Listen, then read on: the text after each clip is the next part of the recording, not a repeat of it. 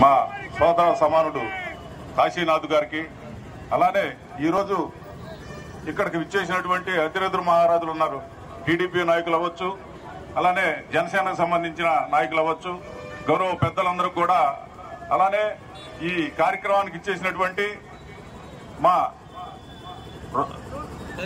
మా జనసేన, తెలుగుదేశం, అలానే మార్కాపురం పట్టణం నలుమూల నుంచి వచ్చినటువంటి నా అన్నదమ్ములందరూ కూడా హృదయపూర్వక ధన్యవాదాలు. మనకి ముఖ్యంగా ఇక్కడ కావాల్సింది ప్రత్యేక ఇక్కడ జిల్లా ఏర్పాటు చేయాలి. జిల్లా ఏర్పాటు చేయాలన్నా, వెలుగొండ ప్రాజెక్టు పూర్తి కావాలన్నా రాబోయే రోజుల్లో మనం, ఎందుకంటే పెద్దల గౌరవ పెద్దలంతా కూడా చాలా విషయం మీద క్లుప్తంగా చెప్పున్నారు. రాబోయే ఎలక్షన్ 24 అనేది మనందరూ కూడా గొడ్డల పెట్టు లాంటిది. ఎందుకంటే ఈ రోజు రాజశేఖర రెడ్డి కుమారుడు అని చెప్పి 151 సీట్లు ఇస్తే మన రాష్ట్రాన్ని అధోగతి పాలు చేసినటువంటి వ్యక్తి సైకో ముఖ్యమంత్రి జగన్మోహన్ రెడ్డి.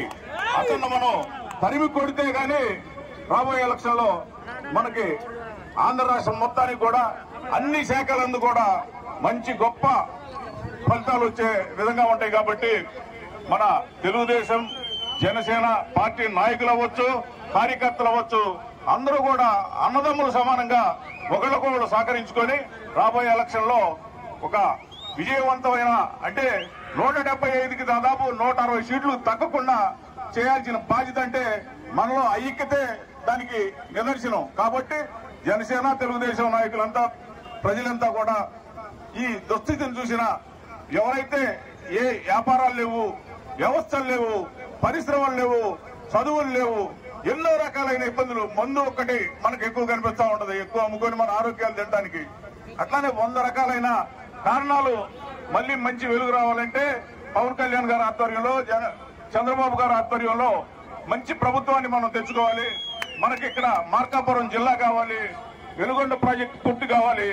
మీ అంతా కూడా మంచి మనసుతోటి మా తమ్ముడు కాశీనాథ్ గారు నిర్వహించినటువంటి సభను విజయవంతం చేసి ఈ 10 రోజుల కార్యక్రమానికి ఈ ఏరియా ప్రజలంతా కూడా ప్రతి నిజాలు, ఎందుకంటే ఇది ఒక మార్కాపురానికి సంబంధించింది కాదు, దాదాపు 3 జిల్లాలకు సంబంధించిన ఇంత కార్యక్రమాన్ని పెట్టినటువంటి దీనికి మీ అంతా కూడా అన్ని జిల్లాల నుంచి రావాలి, అన్ని నియోజకవర్గాల నుంచి వచ్చి మద్దతు పలికి విజయవంతం చేయాలని కోరుకుంటూ మరోసారి మీ అందరూ కూడా హృదయపూర్వక ధన్యవాదాలు తెలుపుకుంటూ సెలవు తీసుకుంటున్నారు. జై జనసేన, జై పవన్ కళ్యాణ్, జై తెలుగుదేశం, జై చంద్రబాబు నాయుడు, జై హింద్.